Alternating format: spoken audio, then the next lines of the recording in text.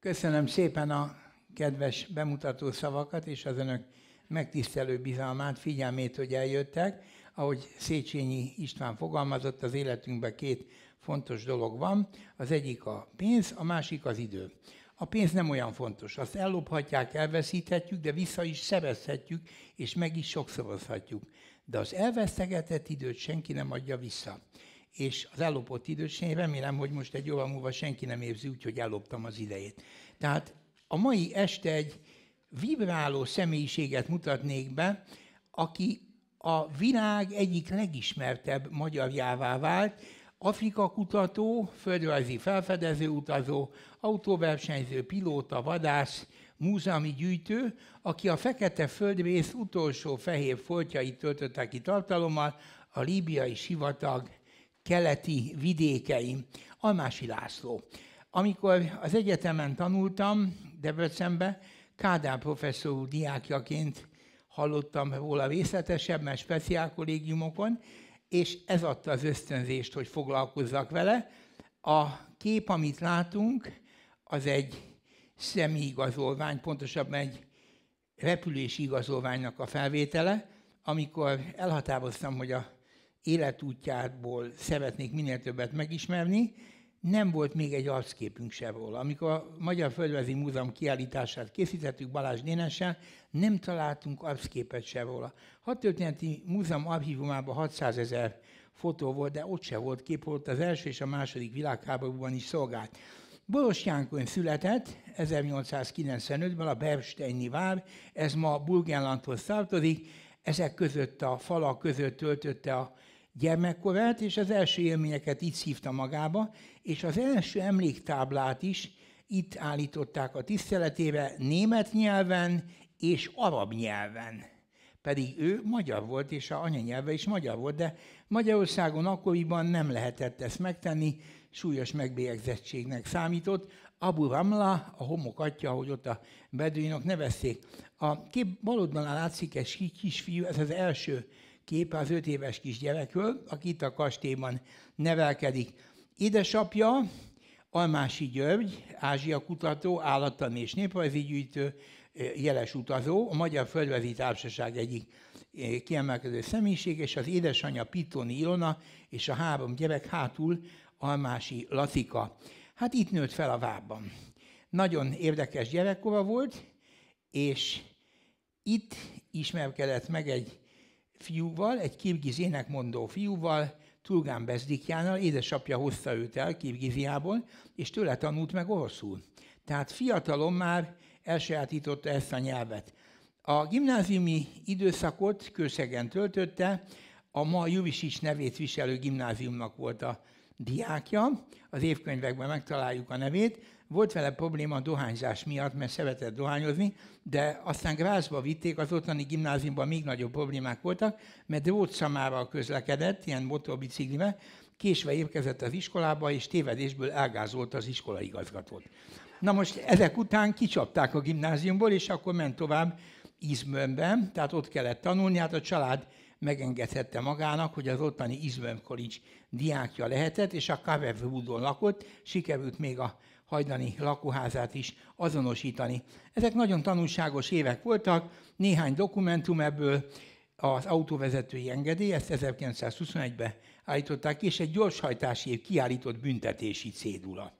Hát azért ez is egy bizonyság arra, hogy igyekezett előre jutni, bár ahogy az arab mondja, a sietség elrontja a dolgokat.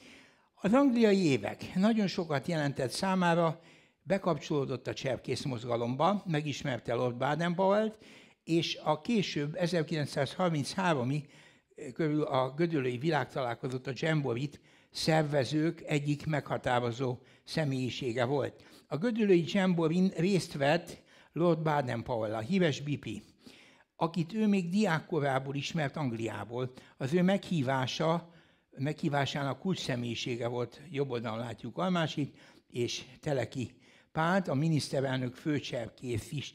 Mindig is ennek az eszmeiségnek volt a híva, amit a cserkészet jelentett, tőlünk keletre egy másfajta totális rendszer, ifjúsági szervezete volt a Komszomol, tőlünk nyugatra pedig egy másik ifjúsági szervezet, a Hitlerjugend. Itt pedig cserkészet volt Magyarországon. Még Olaszországban volt a Balilla, a Mussolini-féle társaság, de ezeket elmosta az idő, de a cserkészet még ma is él, időtállónak bizonyult. Az első világháborúban katonaként szolgált, a kép bal oldalán látjuk, ott számos kitüntetéssel, édesapjával és testvérével, idősebb testvérével, Jánossal.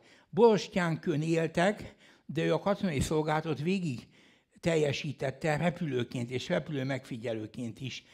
Az egyik jó barátja, támogatója, segítő barátja, az Mikes János püspök, ő biztosított neki később megélhetést is, püspöki palotában lakott, itt van a püspöki palota, itt külön volt neki egy lakosztálya, és ő intézte Mikes püspök ügyeit.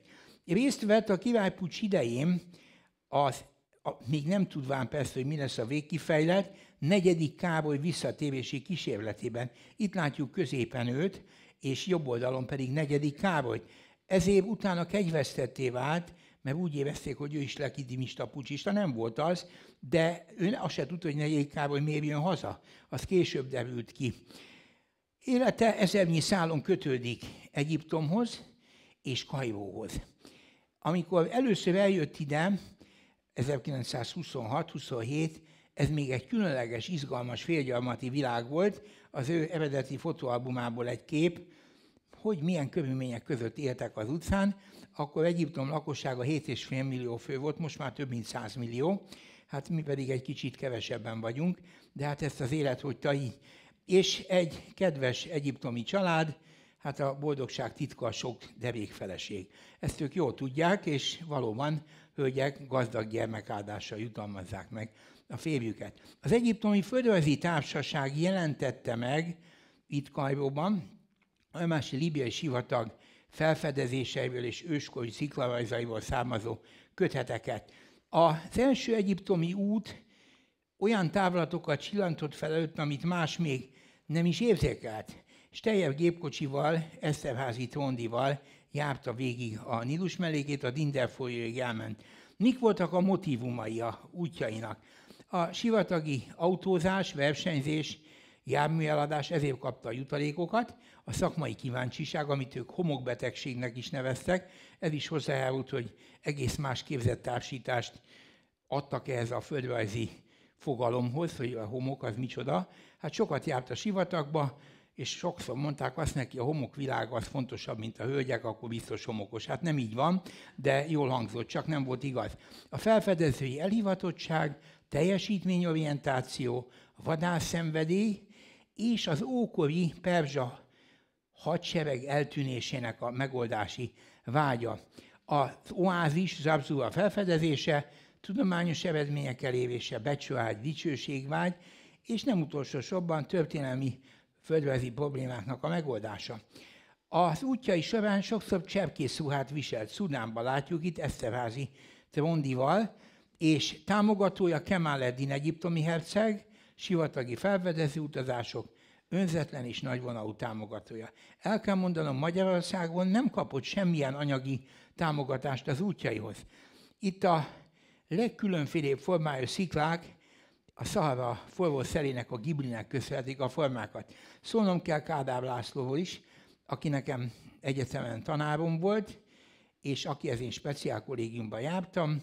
Ő több alkalommal említette Almásit, ő Teleki Pál tanársegédeként ismerte meg a sivatagkutatót, elmondta a megismerkedésük körülményeit, hogy egy novemberi esős napon egy magas férfi lépett be a Szebb utcai tanszékre, köszönés nélkül csak annyit mondott, hogy a grófot keresem.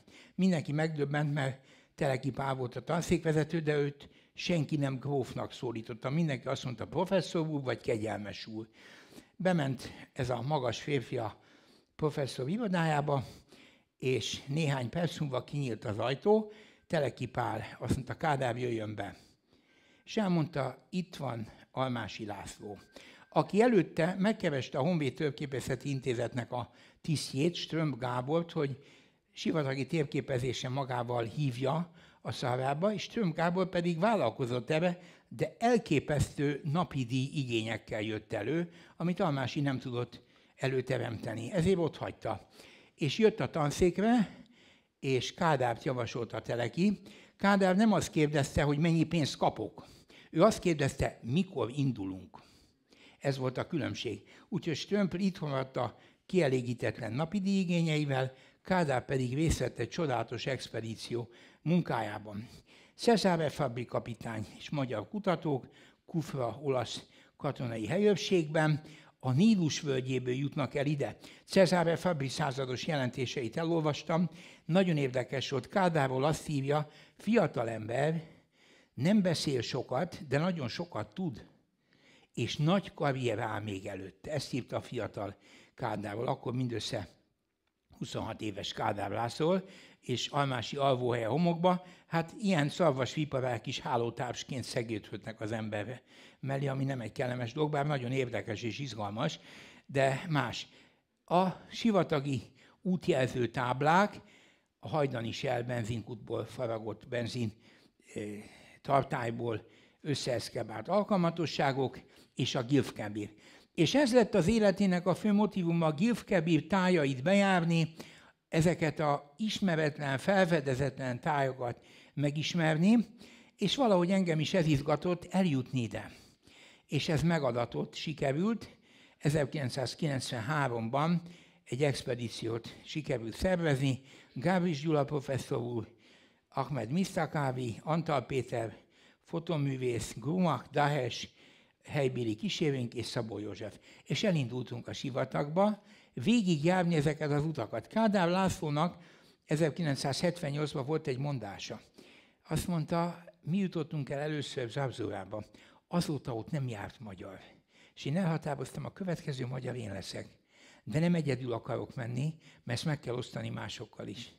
És így valósult meg az expedíció, két nagyszerű kollégám, Szabó József és Gábris Gyula, akik szintén tagjai voltak ennek a vállalkozásnak.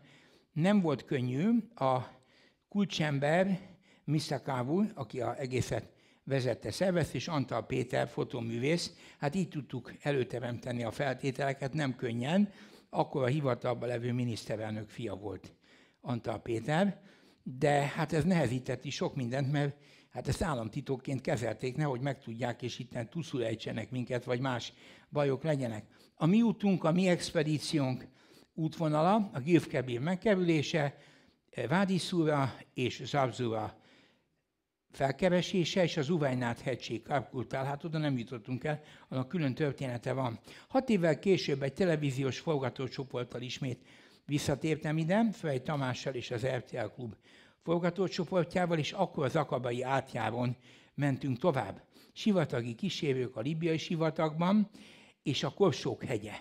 Az a képződmény, ami a mai napig is mondhatnám azt, hogy egy orientációs pont, ez Abu Ballas, egy évszázados vízraktározóhely, Daklától délre. Ez volt a sivatagi karavánok ősi vízdepójának a agyakorsóit rejtő hely. Ezeket összetörték, hogy meggátolják a vízvételt. Ezek a cserépmaradványok van itt. Beledi, kenyérlepény. Hát mit tettünk a sivatagba? Ennek a 2 hetes útnak egy nem mindennapi része alkalmazkodni a helybéli dolgokhoz, és készül a beledi. A beledi az egyiptomi kenyérlepény, ami nélkül nincs élet. És hát bizony, ha beledi hiányzik, vagy nincs elegendő, abból könnyen lehetnek zavargások. A másik hiányzik a víz. A sivatagban ez különösen érdekes. A mi egyik kísérőnk, Dahes, mosogatást végzi homokban. Mindent homokkal végeznek. A mi vízadagunk is 3 liter volt egy nap. Ez a ivással, fogmosással, mosogatással, minden, ez nem volt sok, 42 fokos hőségben. Ők a homokot használták az edények elmosására is, és előfordult, hogy végig véletlen szemtanúként láttam meg, hogy Dahes barátunk kora reggel a szükség elvégzése után toalettpapír helyett homokot használ. Hát nem kellemes dolog, de hatékony. Ember és állatcsontokból rakott gúla, útjelző, a Darbel Arbainon, ez a 40 nap útján egyik kísérteties szakasza, amikor Almási egy norvég lánnyal megismerkedett, és nagy szerelem alakult ki, és meg akarta kérni a kezét, elment Oszlóba. Az édesapa egy gazdag hajógyáros volt, meg voltak neki halfeldolgozó üzemei, és a leánykérés után megkérdezte a övönmapa jelölt, hogy milyen tervei vannak a jövőben. És Almási elmondta, vissza akar menni a sivatagba, és ilyen fotókat mutatott az apának. Hát mondom se kell, hogy nem vették jó néven az udvarlót, és kidobták. Hát én se örülnék, hogyha a főjelöltem ilyen fotókat mutogatna, és megkérni a lányom kezét. Szóval ez nem egy... De őszinte volt, szóval ez tény, de nagyon el volt keseredve. A homokvilág egyik legizgalmasabb része Abu Muharrig. Ez a Szahara legkietlenebb vidéke. Hát azért itt egy 10 millió négyzetkilométernyi óriási homoktérségről van szó, és ez a mi fotónk. Mi átjöttünk a nagy homoktengeren is, nem könnyen, de nagyon érdekesen. A sivatag börtének a fogságából kijutni, ez a líbiai sivatag, homokrácsokkal és sok-sok türelemmel és nagy-nagy optimizmussal kell nekivágni a dolgoknak. Almási többféle autót használt, Fordot is, de Steyert is használt, egy korabeli képe, ahogy 3-4 hónapos utakra elmegy, és egy zárt üzenet régen felné a jövőre is gondolva. A mi úti célunk Gilf Kebir világhírű ősrégészeti lelőhelye, az a homokkő barlang volt, amelyből Almási nyomán szerzett tudomást a világ, a tudományos világ, és itt van a Gilf Kebirnek a völgye, Vádi Szura völgykapujának a sziklaudvara, ez az előtér, és a sziklafestmények barlangjainak a topográfiai helyzete. Szabó József egyetemi adjunktus mérte fel és szerkesztette, amikor ott jártunk, és hát el kell mondanom azt, hogy szívdobogtató érzés látni ezeket a falakat, és ezeket a 5-6 ezer éves festményeket, és Almási akvareljei, amivel megörökíti az élményeket, amiket lát, az állatok elejtését, a vadászó ősembert. Ez a klímaváltozás bizonyítéka, ma már ilyen állatok nem élnek ezen a vidéken, szarvasmarhák sem. A neolitikumi sziklafestmények közül a legizgalmasabbak az úszó emberek. Úszni csak ott lehet, ahol víz van. És ahol nincs víz, nem lehet, de itt mégis úszó embereket látunk, és a Gilf Kebirben, a Vádi Szurában hajdan óriási folyamok hömpölyögtek. Bele lehet fulladni a Szaharának a vádiaiba, olyan áradások is vannak, de 100 évente egyszer. Ez Kádár László hívja, nem kis találékonysága, és ez a mi múzeumi expedíciónk, ugyanitt vagyunk Vádi Szurában. És hát egy érdekes esemény, rátaláltak egy álszázott megtaláltuk egyik álszázott benzinraktárukat, de amikor ők itt ismét megfordultak, akkor egy félelmetes kígyó, valószínűleg szarvas vipera volt. Kopsos Zoltán azonosította a kígyót, herpetológus, kedves barátom. Almási az első, aki a felderítő vállalkozása repülőgépet is használt, ez a MOL típusú repülő volt, és egyik utitársa és barátja, Teleki Pálnak a veje, Zichy Nándor, vele csak nem egy végzetes repülőbalesetet szenvedett. Zichy Nándort fölkerestem Kifisziában, Atén mellett. Kétszer is találkoztam vele, és órákon át részletesen elmondtanak az útnak minden eseményt, amit meg is írtam a Szahara bűvöletébe című könyvembe, amit most a Medicina kiadó, hogyha valakit érdekel, akkor megvásárolhatja, és én szívesen dedikálom. A levegőből felfedezett Wadi Abd el-Malik, a régen keresett oázis, amit csak líbiai területről lehetett felkeresni, felkutatni. Ez a hely, ahol a fák állva halnak meg. Hát nagy élmény volt Kádár László után első magyarként, 7 évtizedet követően első magyarként ide eljutni. A titokzatos, elhagyatott sivatagi oázis ma szinte megközelíthetetlen. És ez nem a földrajzi távolság okán, hanem a nagyon nehéz természeti viszonyok miatt van. Almási az első, aki szudáni származású kísérével Szabral a Zabzurába eljutva fölkapaszkodik a fennsíkra. Később az Uweinat-hegységben, Aindul sziklabarlangjában azonosít őskori sziklafestményeket. Utitársa és segítője Richard Berman, osztrák újságíró, ő jelen volt az Uweinat-hegységi felfedezéseknél, ő szerzett pénzügyi támogatást az expedícióval az amerikai Universal filmvállalattól, és ő állt ki mellette, amikor vádak kérték Almásit, Leo Frobenius részéről, aki megkereste Almásit, hogy segítse, és expedícióink kalauzolja őt. Almási ezt megtette. Leo Frobenius Afrikai Kultúrák című könyvét magyar nyelven is kiadták, egy árva szó nincs Almásiról. Ami nem baj, ez nem a Frobenius főhibája elsősorban, hanem a magyar szerkesztőké, akik ezt nem vették észre, hogy lábjegyzetet kellene odaírni, mert Almási nevét meg sem említik a kötetben. Nélküle Frobenius soha nem jutott volna el. A 33 évi Almási-Frobenius expedíció útvonal. Frobenius az egyiptomi sajtóból szerzett tudomást Almási terveiből, és ő kereste meg őt kérve, hogy a vállalkozást vezesse. Almási ezt megtette, magukkal vitték Elizabeth Pauli német festőművészt, és a sivatag ismeretlen vidékeit járják végig, számos sziklafestményt, sziklakarcot mutat meg Almási Frobeniusnak, akivel ott van Hans Rottert néprajzkutató, középen ül Almási. És Frobenius ebből profitál. Ő persze bőséges támogatást kapott a német államtól, német cégektől, a járművektől, felszerelése mindenre, és itt vagyunk a gránit szikla világának a rejtelmes labirintusába, amit szintén Almási mutat meg Leo Frobeniusnak. És itt van a sziklaforrásoknak a térkép másolata. Pauli kisasszony elkészíti a képeket, ezek ma is megvannak Frankfurtban, többször jártam Frankfurtban, láttam ezt az anyagot, és a későbbi katalógusban német nyelven egy cikk is megjelent tőlem, és ezek az eredeti Frobenius anyagok. Hozzá kell tennem, hogy Almási jóhiszeműen az ügy iránti elhivatottsággal állt Frobenius mellé. De nem hitte volna, hogy őt vádak érik emiatt. Nem hitte volna, hogy az ő távollétében Frobenius eljön Budapestre, meghívatja magát, és a Magyar Tudományos Akadémián, Iparművészeti Múzeumban nagy közönség előtt beszámol az útjából, mint a saját felfedezéseiből.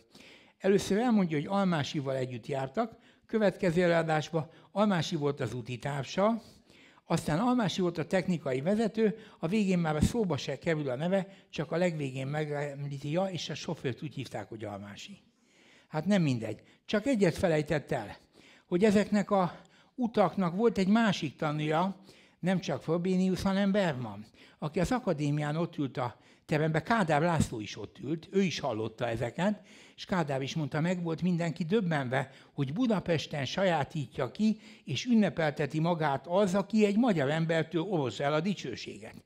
Aztán egy olasz is beszállt ebbe a küzdelembe, Caporiaccio, mert szerinte ő volt a felfedező, neki is Almási mutatta meg ezt. Most az a szép, amikor két tolvaj veszekszik. Hát ez be is következett, és akkor itt van Frobenius, láthatjuk a kedves jeles néprajzkutatót, és itt van Almási.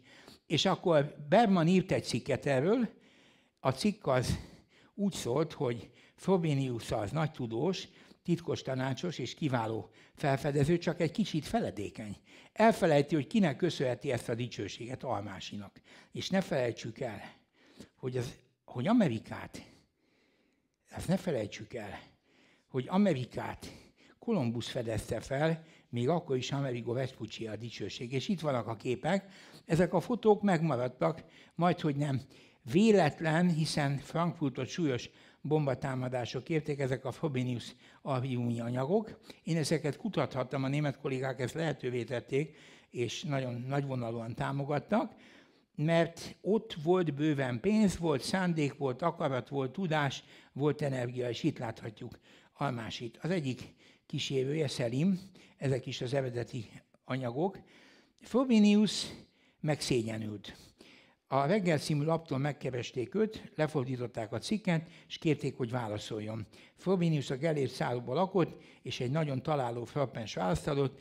A titkárát kérte, hogy a keleti pályaudvaron vegyen vasúti jegyet a berlini gyorsra, és elhagyta Budapestet. Nagyon bölcsen tette ezt, másképp nem is lehetett volna. Sivatagi tragédiák emlékei, és egy víznyerőhely, ami az életet jelenti. És sokszor egy ilyen apróságon múlik a túlélés. Egy hajdani kulacs, és a kulacs le van zárva lakattal, mert a kulacs tartalma olyan értékes, mintha aranykincs lenne benne.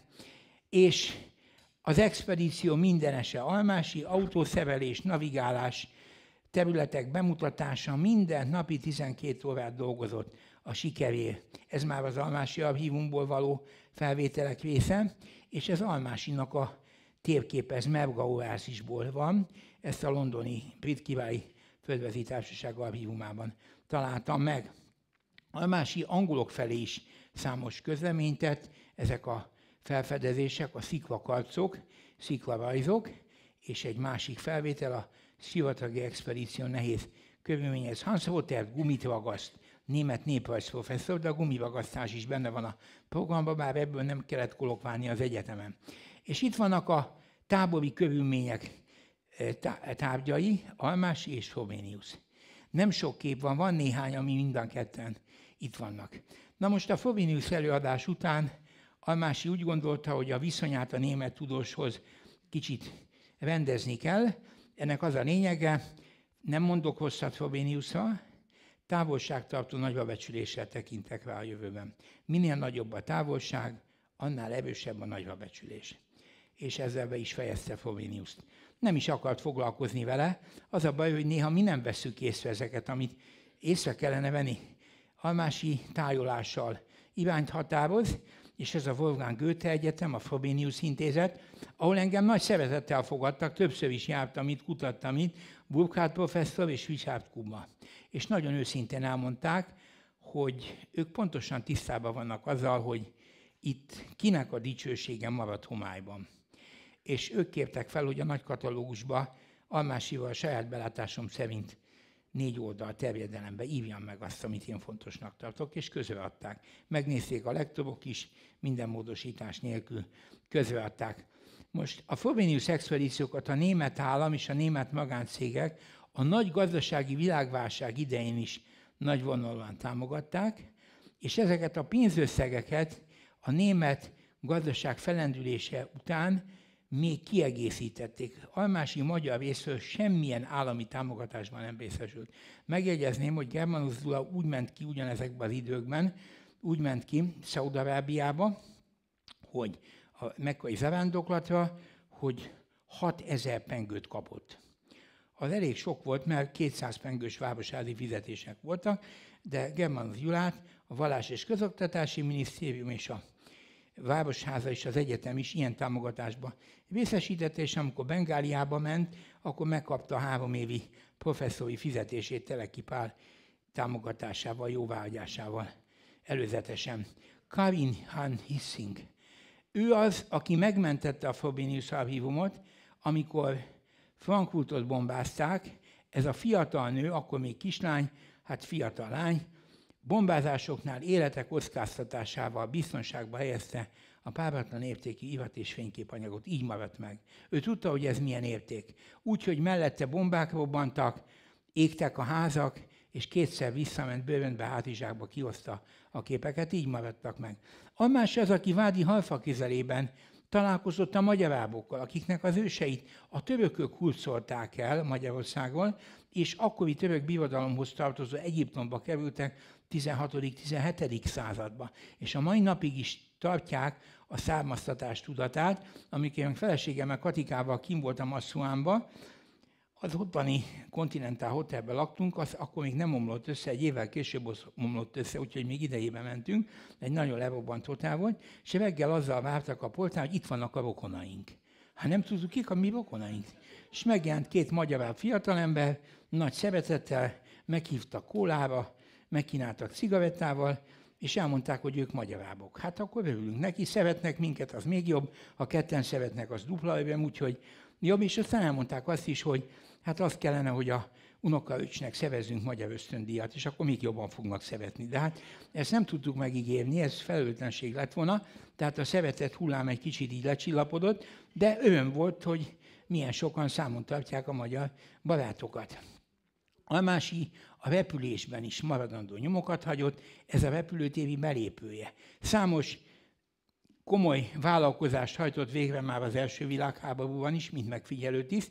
A második világháborúban, mint pilóta, akit még a kőszegi iskolába felmentettek testnevelés alól, az később letette a pilótavizsgát, és a német katonai gépekre, a Henkelre és a Junkersre szerzett pilóta igazolvány képesítést. A Messerschmittre nem, de a Henkelre és a Junkersre igen, úgyhogy a Luftwaffe keretében dolgozott. Hát hogy került oda?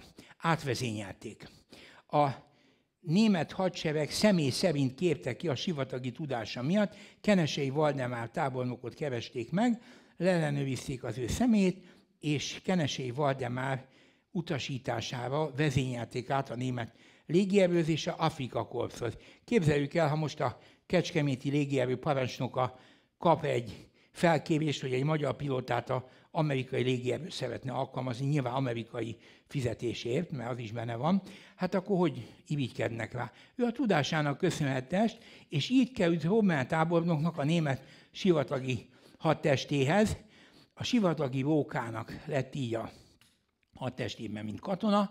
A hadvezéri képességeit neki sokra tartották, még Winston Churchill is a brit parlamentben elismerően méltatta, nagyra becsülte Almásit és a Szalám-akciót is.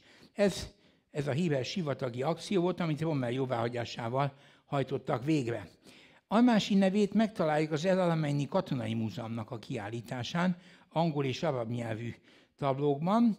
Ez a híres Szalám-akciót mutatja be, amelynek az volt a célja, hogy 2 német hírszerzőt sivatagi utakon jutassanak át az angol vonalak mögé. Ez a Long Range Desert Groupnak, a sivatagi hadtestnek az eddigi elhagyott gépjárműve, Szabó József, Antal Péter és Gábris Gyula.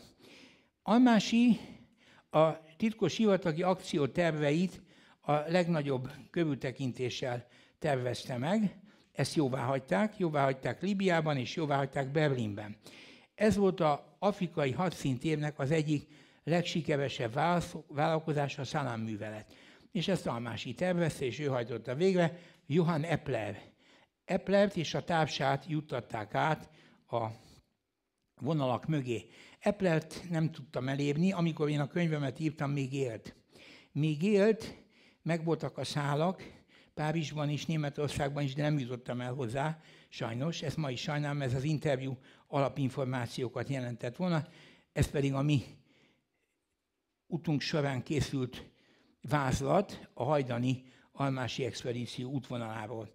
Eplert, akit Kairóban lelepeztek és letartóztattak, egy brit kémelhárító tiszt, Sanson őrnagy jobbra, ő volt, aki Eplert elfogta, és középen Epler. Epler több személyes ismerősével találkoztam, brilliáns nyelvtudás jellemezte őt, kiválóan beszélt németül, angolul, franciául is tudott, és arabul, anyanyelvi fokon tudott, mert kisgyermekkorától arab környezetben nevelkedett. Az emlékiratai, pontosabban a visszaemlékezésén nagyon érdekes képet festenek erről az útról, és ez pedig az egyik homoki sivatag fogságában maradt II. Világháborús jármű.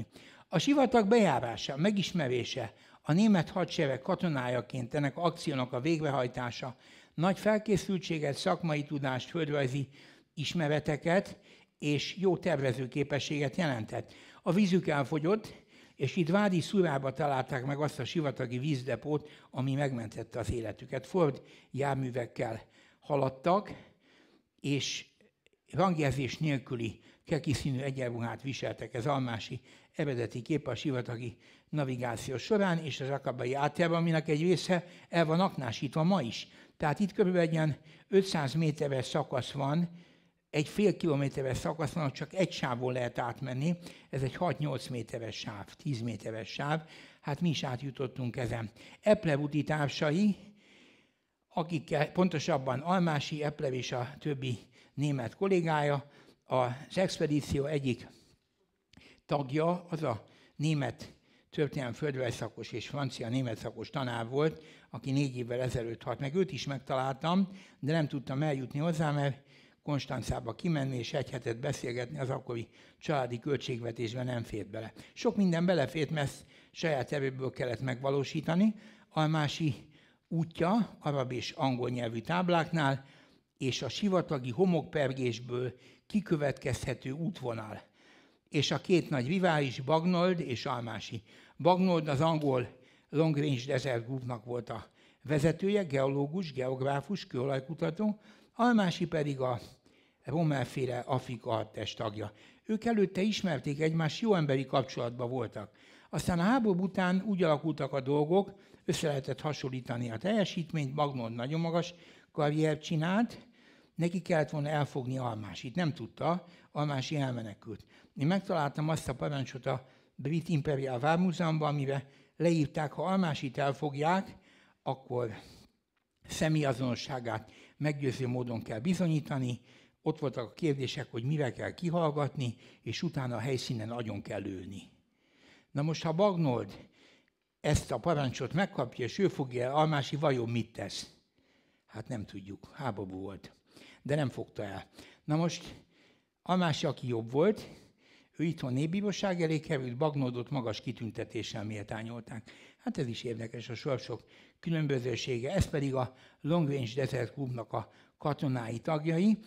A sivatagi hadműveletekről és a Salem expedícióról a brit hírszerzés tudomást szerzett, és ezeket Gene Howard részletesen leírta. Ő volt, aki fordította a rádiogramokat, ő németül tökéletesen tud. Hát ő a brit titkosszolgálat tisztje volt, jobb oldalon látszik. Én voltam nála, fogadott engem az otthonában. Hát 89 előtt szóba se állhatott velem, 90 után változott meg a helyzet. Volt kapcsolat, Marjorie Sweeting földrajz professzor, ő jó barátságban volt vele, és az ő ajánlásával jutottam el Gene Howardhoz. Csodálatos beszélgetést folytatunk, ez a könyvemben részletesen benne van. Mikes Hanna a másik, akit meghívtak Kairóba, Almási vendégeként. Hanna néni az egy nagyon szép fiatal nő volt, őt meghívták egyébként Tivanába is, hogy Zogu királynak legyen a felesége.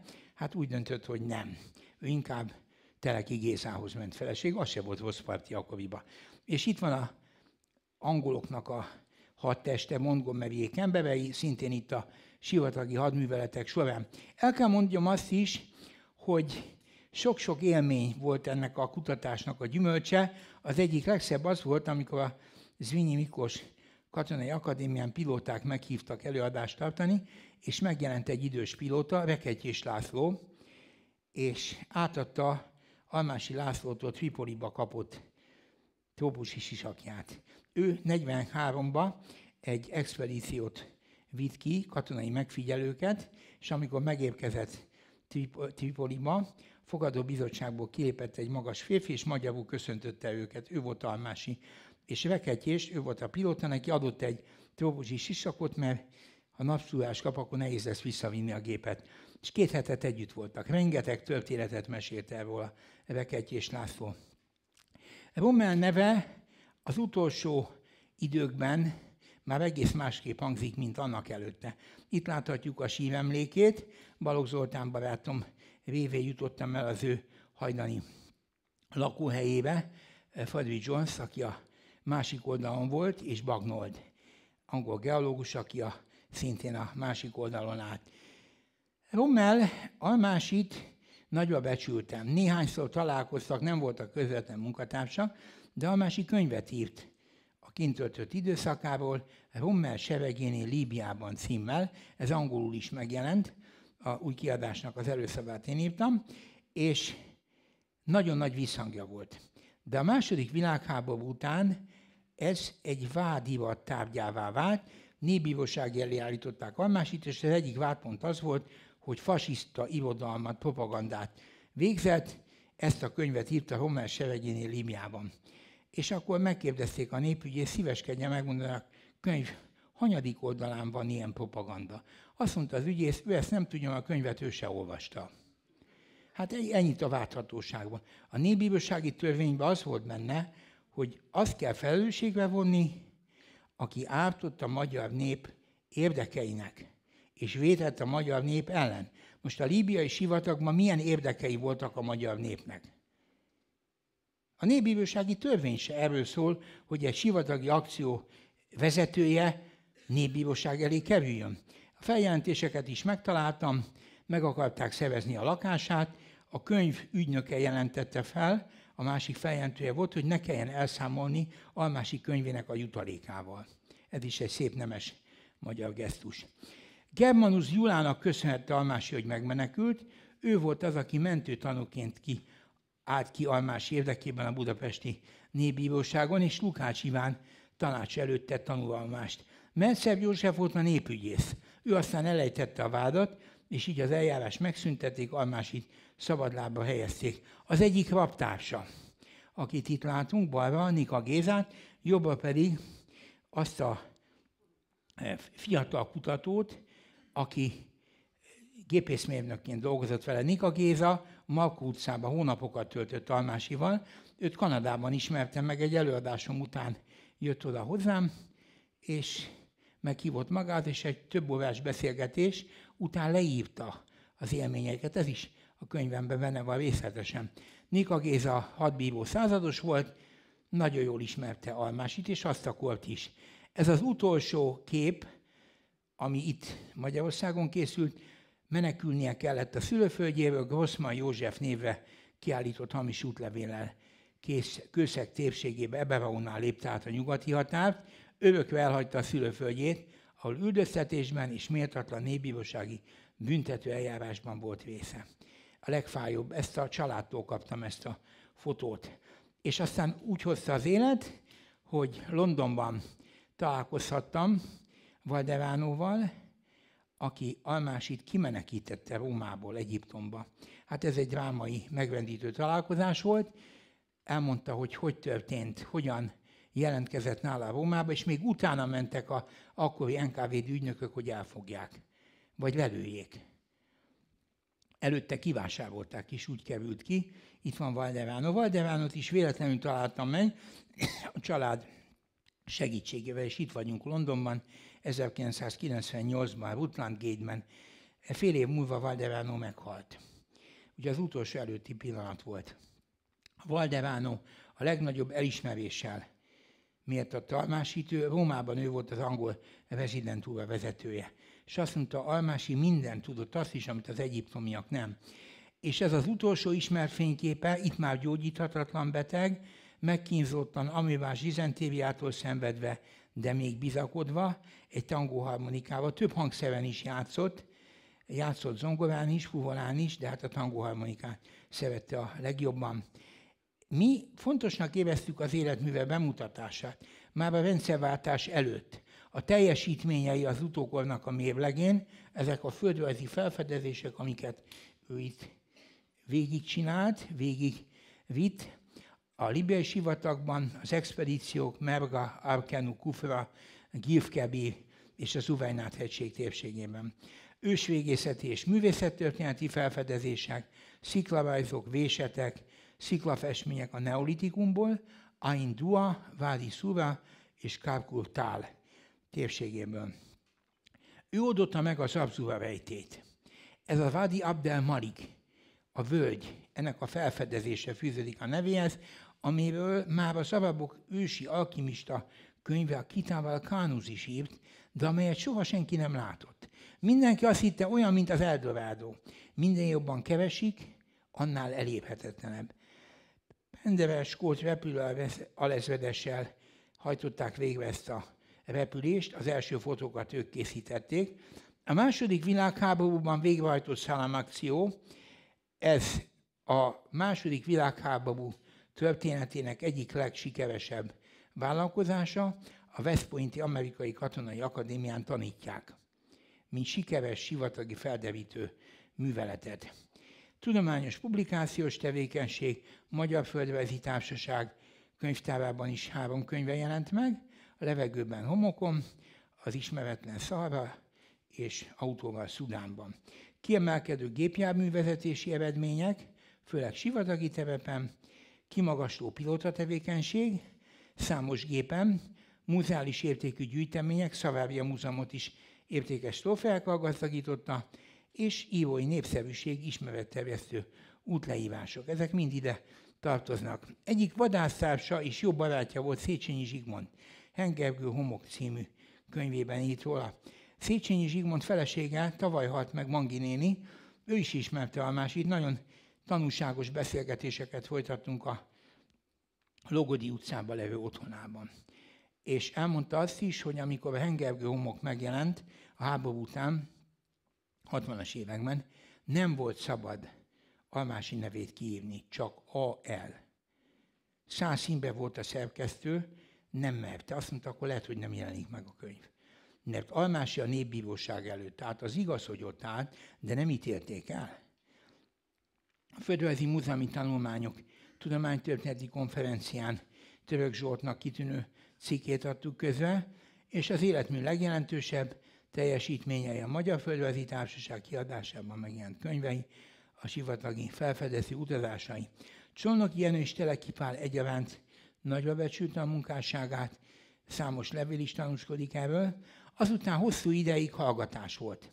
Az utókor késői elismerése szerényen állami támogatás nélkül egyéni kezdeményezésre jelent meg Vizsár Lászlónak és Kassa Józsefnek és Török Zsoltnak a munkáját szeretném tisztelettel említeni, akik nagyon sok munka, kutatás és sok-sok búvárkodás árán jutottak azokhoz az adatokhoz, amelyeket közreadtak. Nagyon fontos volt, hogy külföldön is tudtak róla. Az angol nyelvű könyvek, amiket itt látunk, a sivatagi katonai akcióival, a sikeres vállalkozásaival, valamint a 9 Oscar-díjas film alapjául szolgáló Ondatje könyvből, az angol betegről sok százezer példányban jelentek meg publikációk. Almásit a 9 Oscar-díjas film világhírűvé tette. A világ egyik legismertebb magyarja lett Puskás öcsivel és Gábor Zsazsával lehet ezt összemérni, bár Holdversenyben a Csicsolina is ott van. Tehát ez így van, mert amikor én mentem Peruba, ez a film bemutató után volt, és az Arequipai repülőtéren az útlevelemet kézbe vette a perui katonatiszt, és látta az útlevelet, magyar vagyok, hát Arequipában nem jár olyan sok magyar, akkor boldogan felvikkantott, ungárba, magyar, oda jöttek a társai, nézegették az útlevelemet, és elmondták azt, hogy Almázi, az angol beteg, és utána megkérdezték, és hogy van a Csicsolina? Hát, összekapcsolták a kettőt, hát mondom, nem ismertem egyiket se, Csicsolinával se volt alkalmam személyesen találkozni, tehát így ilyen hiteles történeteket nem tudok róla, de más nem tudtak Magyarországot, csak Almásit és Csicsolinát. Meg a Puskás még az szokott előjönni. A könyv akkoriban, amikor megjelent, nagy sikert jelentett, de utána jött a film is. És szólnunk kell Zborai Andrásról, aki források alapján feldolgozta telepi kutatások révén is Almási titkos sivatagi akciójának a szállámműveletnek az anyagait, és közreadta angol nyelven. Itt láthatjuk Zborai Andrást. Hát ő is nagyon sok időt erre rászánt, hihetetlen tudású, felkészültségű ember. És hát magam is írtam könyvet erről, az egyik legkiválóbb magyar utazó. Én nagyon sok kortársat, családtagot, adatközlőt kerestem meg, ez évekkel, több mint 10 évig tartott ez a munka. Szinopszisát, a kézirat szinopszisát 1985-ben 20 magyar kiadónak küldtem el. 4 elutasította, 16 nem is válaszolt. Ez volt az eredmény. Ennyire érezték fontosnak. Ennyinek. Aztán, amikor jött a film siker, hát utána már volt kiadói érdeklődés, de Almási ugyanaz volt az előtt. Fájó volt látni és érezni, hogy a Nemzeti Tankönyvkiadó igazgatója, történész diplomával Hajdani diáktársam, amikor a szinopszist odaadtam neki, akkor azt mondta, hát ez senkit nem érdekel. Akkor még nem volt filmsiker. Mondom, azért kell megírni, hogy érdekelje őket. Hát nem, különben is megnéztem az új magyar lexikont, még abban sincs bennem. Mondom, ez nem Almási hibája. Nézd meg, hogy kik szerkesztették és írták az új magyar lexikont.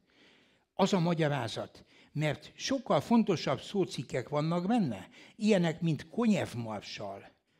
Ez benne van részletesen, meg van egy olyan szócikk, hogy rothadó kapitalizmus. Hát ezért nincs benne Almási, mert ilyen szócikkeknek kellett a hely. Hát tanulságos volt, nagyon tanulságos volt. Megjelent végül is a kötet, nagyon nehezen, rengeteg kínlódás, csalódás, frusztráció után, rengeteg hitegetés és átverés, ezeket nem akarom hangsúlyozni. Nagyszerű lektorom volt, Sterbec István, aki személyesen ismerte Almásit, együtt vadászott vele, Nagyszínáson is, meg másút is, csodálatos ember, ő nagyon hitt benne, a lektori véleményt 6 hét alatt részletesen elkészítette. Az Ondátje film, hát az egy különleges alkotás, sri lankai születésű, holland származású, Kanadában élő brit állampolgár. Ő ismerte fel Almási munkásának a jelentőségét. A nagyszerű magyar filmrendezők, nem mondom a neveket, azoknak valahogy ez nem jutott eszébe. A könyv alapján készült film $21 millió került, 3 év alatt több mint $120 millió jövedelmezett a forgalmazás. A világ 125 országának a televíziós társaságai mutatták be a filmet, amerikai sikerként tartják számon a magyar tudós teljesítményt. Melyik bank ad $21 millió befektetéssel 3 év alatt $120 millió kamatot? Én nem tudok ilyet. Üzletileg is jó volt, de az üzleti hasznot is ők húzták le. Volt, aki nekem azt mondta, miért hagytuk ezt? Hát mondom, azt kell megkérdezni a filmgyártás vezetőit, hogy miért nem ezt a filmet csinálták meg. Egyébként, ha ők csinálják meg, nem lett volna ekkora siker, ez biztos. De nem baj, hát lehet próbálkozni. De az amerikaiak megcsinálták, és elérték azt az eredményt, amit mi nem. Akkor nem acsarkodni kell, hanem példát venni. És követni, és jó példát mutatni.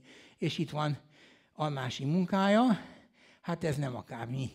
Vig Károly barátom, a Szombathelyi Szavária Múzeum kutatója, az Almási által Afrikából hozott, és a múzeumnak ajándékozott trófeával. Az Almási család számos értékes természettudományi relikviát adott közgyűjteményeknek, múzeumoknak, és ez a mai napig is hat. Az Osztrák Földrajzi Társaság és Salzburg tartományi parlamentje Gerhard Fasching tábornok kezdeményezésére egy nagyszabású megemlékezés, tudományos konferenciát és kiállítást szervezett Salzburgban. Almási halálának az 50. évfordulóján Nemerkényi Antal, a Magyar Földrajzi Társaság főtitkára és én mentünk ki erre az eseménybe. Csodálatos élmény volt. 7 nyelven mondták a Tedeumot a salzburgi templomban, és előtte fél órával odajöttek hozzám, hogy hát Almási 7 nyelven beszélt, már minden nyelvnek megvan az embere, de az orosz nyelvű Tedeumnak a papírja, hát az itt van, de ezt nem tudják mondani, mert nem került elő az az illető. Hát orosz nyelven nekem kellett ezt a salzburgi székesegyházban elmondani. Nemerkényi Antal németül tartott beszédet a sírnál. Bemutattuk a munkásságának az eredményeit Antal Péter Változófényben című könyve és Lázár Imre által szervezett kiállítás Kairóban. A sikerek titkai, kimagasló szellemi fizikai képességek, eredményorientált életszemlélet, kitartás, szorgalom, elhivatottság, állandó kíváncsiság és problémaérzékenység, sokrétű technikai képzettség, gyakorlati felkészültség, kimagasló kapcsolatteremtő képesség, diplomáciai érzék, sokrétű és alapos nyelvismeret, magyar anyanyelvén kívül angol, olasz, orosz, német, francia, arab és szuahili nyelveken beszélt, írt és olvasott. Ebből az angolt és a németet tökéletesen anyanyelvi fokon tudta, de a többit is jó. Kockázatvállalási hajlandóság, személyes bátorság, tűrőképesség és a cél érdekében lemondás és egyéni áldozatvállalás. Enélkül nem ment volna. És az Almási család Brazíliában élő tagjai, Almási Antal, felesége Iduka, itt vagyunk, és a vár úrnője, Almási János felesége Pacseta, Mária Kufstein Almási. Neki köszönhetek a legtöbbet, bizalmába fogadott, többször laktam nála a várban, és a családi levéltárat, iratokat, fotókat mind a rendelkezésébe bocsátotta. Hát Mária halála után a borostyánkői vár kapui bezárultak a kutatók elől. Az örökösök semmit nem mutatnak meg, a gödöllői cserkészek jöttek, hogy megkoszorúzzák a síremlék, pontosabban nem a síremlék, emléktáblát, és akkor kijött a vár akkori jóra, és elmondta, bejöhetnek, ha koszorút akarnak eltenni, fejenként 20 euróért. Hát ez tényleg egy nagyon nagyvonalú koszorúzási lehetőség. Azt hitték, hogy ott a 40 diák majd összeadja a 20 eurót, hát egy diák 20 euróját összeadták, és az egyedül vitte be a koszorút. Salzburg, ahol Almási élete véget ért. Ausztriában fiatal korában nagyon sok felé eljutott a környéken, és ez a Weble szanatórium, ahol meghalt 1951. március 22-én. Nagyon sokféle mendemonda, ellenőrizetlen mítosz és legenda kapcsolódott a személyéhez. Megölték a németek, az angolok, az oroszok elvitték, azok elvitték, de onnan azért kiengedték. nagyon sokféle legenda. Az egyik az volt, hogy a földközi tengerbe zuhant a gépe, mint a Exupéryé. Hát ez nem így van. Repülőbalesete volt, de azt túlélte. Itt halt meg, mágyulladás és amőbás dizentéria volt a halál oka. Verle professzor fia adta át a dokumentumokat, ami alapján ezt ki tudtuk nyomozni. És itt van a síremléke, egy tölgyfa kereszt, amit állítottak, akkor míg a családtagok se jöhettek el a temetésére, mert 1951-ben Borostyánkő szovjet megszállási zóna volt, Salzburg pedig amerikai zóna volt. A halottat se lehetett hazavinni. Tehát nem lehetett egyik zónából a másik zónába átvenni egy koporsót, egy holttestet, és ez a kereszt aztán elkorhadt. És úgy tűnt, hogy a sír jeltelenül válik az enyészet martalékává. De voltak nagyszerű repülősök, a Magyar Repülős Szövetség és a Magyar Aviatikai Alapítvány önzetlen tagjai, Sprecher Otto és Kassa József és Pol Gábor, ők adták össze a pénzt, és a sír emlék így kerülhetett a helyébe. Magyarországon készült, ez is nagyon nehéz volt, nem akarták engedni, mondván, hogy a salzburgi temetőben csak salzburgi sírköves sírját lehet felállítani, síremlékét, de az iszonyú pénzbe került. Azt nem tudtuk volna összehozni, az olyan 30 000 shillingbe került volna, de aztán a salzburgi városi tanáccsal sikerült ezt jogilag lerendezni, avval a kikötése, hogy ez nem válik példává, és nem követendő precedens. Jó, ezt megígértük. És itt van a bélyeg, amit sikerült kiadni, megjelentetni a születésének a évfordulóján. És szobort állítottunk Almásinak, a Magyar Földrajzi Múzeum kertjében, Domokos Béla alkotását 1995. szeptember 22-én avatta fel Bíró József tábornok és Harmad Béla polgármester. A város is támogatta, és a szobor alkotásokat azt adományokból, jó szándékú emberek önzetlen adományából tudtuk előteremteni. A Balázs Dénes szobort is itt ül a teremben Lóczy Dénes Magyar Földrajzi Társaság elnök, aki ezeket szintén hathatósan támogatta mindenben. És tudják a többiek is. Ez az egyetlen szobor, ez az egyetlen műalkotás, amit még az angol beteg sikere előtt, a születésnapján, 1995-ben avattuk fel. Akkor még nem volt világhírű filmsiker. És amikor a sírt megtaláltuk, és megjelöltük, egy közleményt adtunk ki, a Magyar Távirati Irodának nem hozták le. A Bécsi Magyar Nagykövetségnek azok se adták közbe, és a Bécsi Magyar Intézetnek nem tartották fontosnak Almásit. Az osztrákok fontosnak tartották. Ez a nagy különbség köztünk, hogy ki mit tart fontosnak, és miért. És akkor el lehet gondolkodni, hogy hol mennyi a GDP, és miért. Ki tudja, hogy mit tart fontosnak. Ez a szobor a pilótát mutatja, akit Kvizsán László a 20. század pilótaszekébe bújt Julianusának nevezett, aki a távoli magyarokat felkutatta, a magyarábokat Afrika földjén, Szudánban és Egyiptomban. És örülünk, hogy ez a szoborpark, ez érdem megkapta azt a elismerést, tiszteletet az emberek jó szándéka kapcsán, amit sokáig nem kaphatott meg, számos földrajzi utazónak, felfedezőnek a szobra oda került, és zömében érdváros támogatásával és az emberek hozzájárulásával. Még néhány felvétel a családtagokról. Méhes Márta, Botyánszky Beatrix és Botyánszky Henrik az unokák. Almási László unokái, akik élnek, 2 jogász közöttük, és meg kell még azt is mondanom, hogy a lánya is él még. Úgyhogy amikor ilyen fantaszmagóriákat nagy létszámú vagy nagy példányszámú lapokba közreadnak, ez nem baj, az se baj, ha sokat és sokan hazudnak. Vagy sokszor hazudnak. A baj az, ha ezt az emberek elhiszik. Mert ez a legfájóbb. Nagyon sok embernek tartozok köszönetnek, és nagyon sok ember volt, aki az én munkámhoz hozzájárult.